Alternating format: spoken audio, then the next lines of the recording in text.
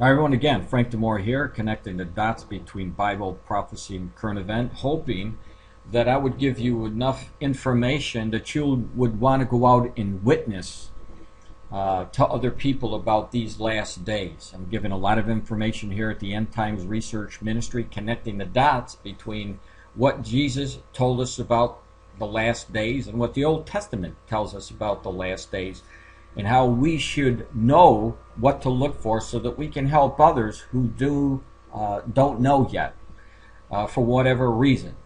So let me go down, because in the beginning today I give you some information, and in my first post of December the 4th, and I gave you information pertaining to the Psalm 83 war. So I'm going to continue on with that. And in the first part I talked about what was going on with the Palestinians and the UN resolution and everything. But now I'm going to cover some information about Syria, because Syria is in the mix. They're one of the nations that are listed that will be attacking Israel to try to wipe out Israel, as we see here. Let me move this over. See here in the prophecy. We see that all these are Confederate nations that will be coming against them, and of course they're going to say, come, let us cut them off, so that the name of Israel would never be in remembrance anymore. So we know very clearly what's in store for this world in the future, in the very near future. So let me, first of all, we're going to scroll down to where that information is, and I need to connect the dots between what's going on in Syria here. Very, very important. When you take a look at Isaiah 17:1 here, and also in Jeremiah chapter 49, there's two different places where we're dealing with Syria, or Damascus, the capital of Syria. In both of these prophecies here will show us that Damascus is going to be lit up, left in a ruinous heap, set on fire, as you see here, right there, kindle a fire on the wall of Damascus. So very, very important to watch what's going on in the Middle East, and specifically right now Israel and Syria. And I'm going to connect the dots for you so that you understand why I said that. So the first thing, let's take a look at, if you will, the article right here.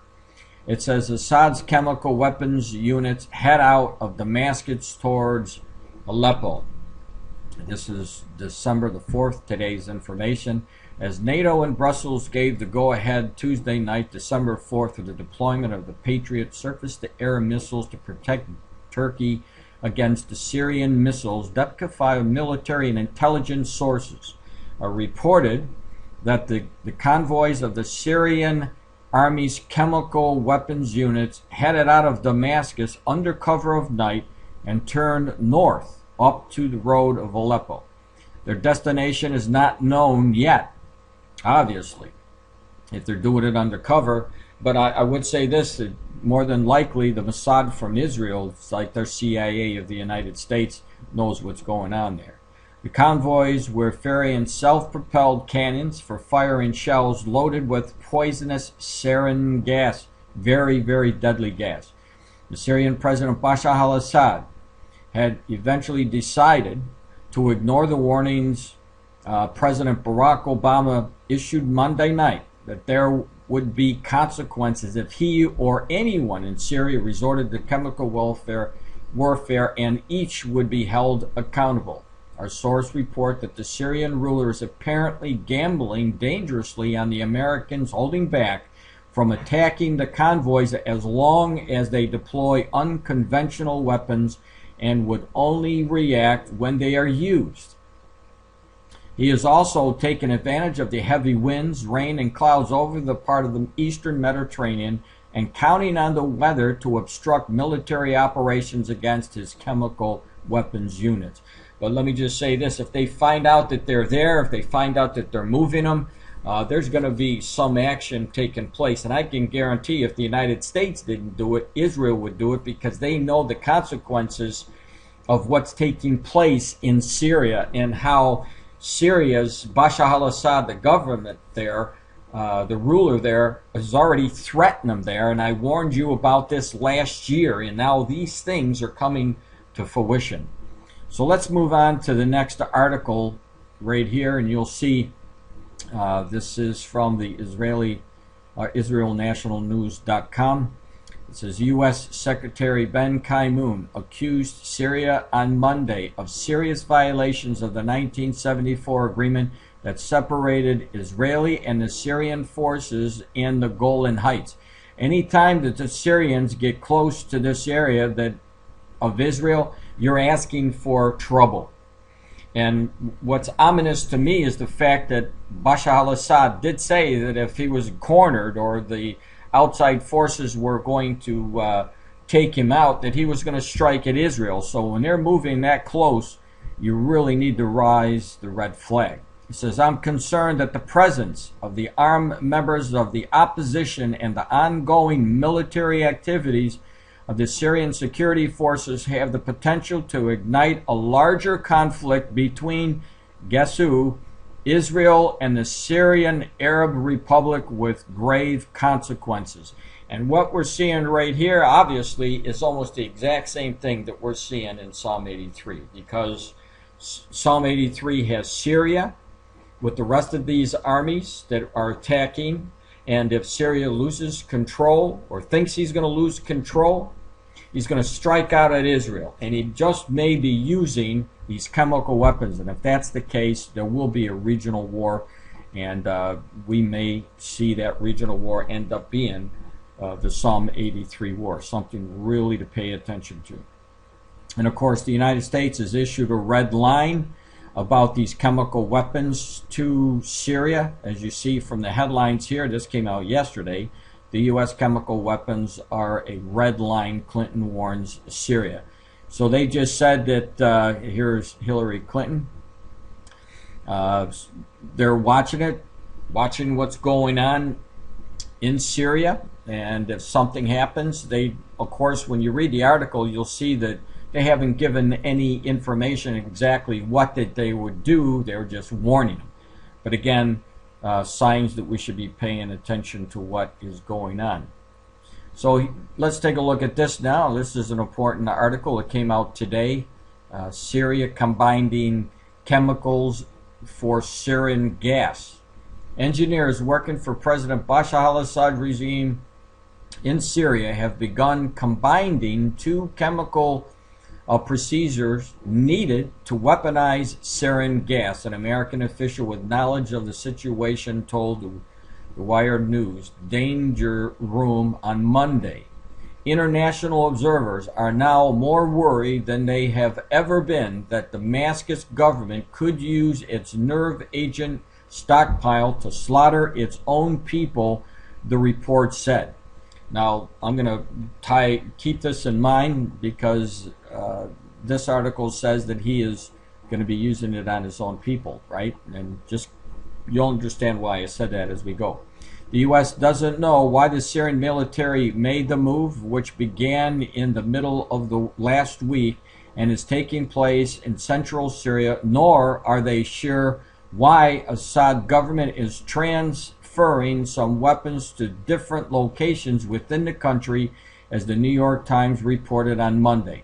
Physically, they've gotten to the point where they can load it up and on a plane and drop it, the official told. Now, if they load this thing up and they drop it on Israel, it's all over, folks. Israel is going to pound on Syria, and if that happened, it could force the rest of these bordering nations who saw what Israel did to Syria to come down. Only God knows that that's the scenario. But what we're seeing here is very, very ominous. So let me go to the next article here. And you'll see it, Assad's chemical weapon units head. We already got through that one, so that was a little bit mistake. But so let's scroll down and see the next set is right here. U.S. weighing military options if Syria uses. And of course, we just read the article about Hillary Clinton, but this one is a different article, so let's see what it says. It says the White House and its allies are weighing military options to secure Syria's chemical and biological weapons after U.S. intelligence reports show that the Syrian regime may be readying those weapons and may be desperate enough to use them. Now remember what I said last year, those who've been with me, he was going to get desperate, and when he got desperate he would lash out like a dog or a cornered raccoon. We're seeing that pretty close right now. President Barack Obama in his speech at National Defense University on Monday pointedly warned the Syrian President Bashar al-Assad not to use the weapons. And today I want to make it absolutely clear to Assad that those under his command, the world is watching, Obama said. The use of the chemical weapons is and would be totally unacceptable. And if you make the tragic mistake of using these weapons, there will be consequences and you will be held accountable. Now, keep in mind, when the president said this, there isn't any information in here who would attack or anything of that nature. But if outside forces, along with the United States, did go into Syria, more than likely, I would say that Bashar al-Assad would drop or attack. If it's not the Syrian gas on Israel, it would be other weapons against Israel, hoping that he was going to unite the rest of the people to come against Israel in the last days, and which again would point us to the Psalm 83 war. Now here's another one that just came out from Breitbart News report. Assad moving the chemical weapon components into place, and here's just a picture which I didn't show you any pictures before, and I thought I'd show you what they're talking about here. The sarin gas is really, really lethal. According to the U.S. defense official speaking on the condition of anonymity, the Syrian President Bashar al-Assad's government is moving the chemical weapons components to what some fear may be to strike against the Syrian opposition. So again, primarily saying the same thing, except for the fact that we have a good looking picture here. So let's move down. And here we have the warning. Again, this is December the 4th. This is today. NATO warns Syrian against the chemical weapons use. It says the head of the NATO asked about possible use of the chemical weapons by the Syrian government, said on Tuesday that any such act would provoke an immediate international response. Keep this in mind, because if there was any international outside force coming against Syria, Bashar al-Assad said he would attack Israel. The possible use of the chemical weapons would be completely unacceptable for the whole international community, NATO Secretary of General stated, and of course this was today. So you have all these different warnings about what's going on, and you have obviously the picture here of what they think is these chemical weapons have been moved to. So let me scroll down here, and you'll see that I marked something in blue there, which is really important. But here again it says NATO warns Syria not to use the chemical weapons. And just let me go down here, because what I did in this one is highlight what I wanted you to see. Now the other article is primarily the same, but it doesn't say this. It says the fighting, let me go here, the fighting around Damascus has led foreign airlines to suspend flights and prompted the United Nations and the European Union to reduce their presence in the capital, adding to the sense that the fighting is closing in. So Bashar al-Assad's government is under a lot of pressure, and as the other governments or his opposers are moving into Damascus, I believe that he feels like he's beginning to get cornered, and I believe that this is why he had moved those sarin gas containers. So let me go on to the next one here, because this is going to tie it in for you. I'll make this a little bit bigger so that you can see it. You're going to need to see this. Notice, if you will, again, this is an article that came out. Look at the date here. This was in March of 2012. And this is what Bashar al-Assad said. Assad, or according to this article that is entitled, Assad threatens Israel with missiles if Syria is attacked. Now you know why I told you to remember what he said about not attacking his own people with the sarin gas. I believe that he won't. I believe that he's going to move after, or he may, and then go after Israel if the sarin gas doesn't work. So it says this: the Syrian president, Bashar al-Assad, ordered the heads of the military to hit Israel with a barrage of missiles. And now, these missiles could have sarin gases for all we know. A barrage of missiles, should there be any, get this, foreign intervention. And this is why I was giving you those other articles to show you, the threats by the UN, the threats by the United States, saying that there would be reprisals if you did this.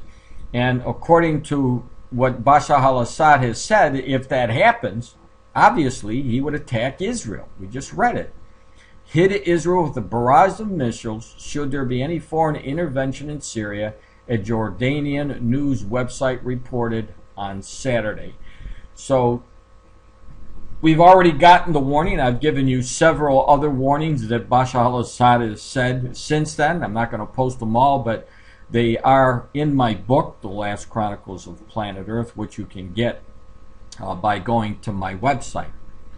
And if you go to my website, you'll see different places in my website that you'll be able to get. Let me move this over. When you go to home, just click this when you're at my website. And once you drop down, you'll see different places where you can actually get my book right here. Just when you see this picture, click on this book and the book will come up. It's a documentary. It took me 36 years. A lot of people are now just finding me with my new site here. And it is a documentary proving just about everything that the Lord has warned us is coming to pass already, except for the Psalm 83 war, which I've been giving you a timeline to show you all the events that are going on in the last days.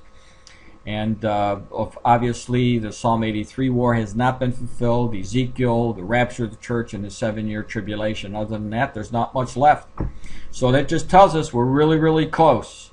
So thank you for allowing me to share my Lord Jesus Christ with you and keeping you up to date on what's going on with the news. And if you haven't received Jesus Christ yet as your Savior, now would be a good time to do that.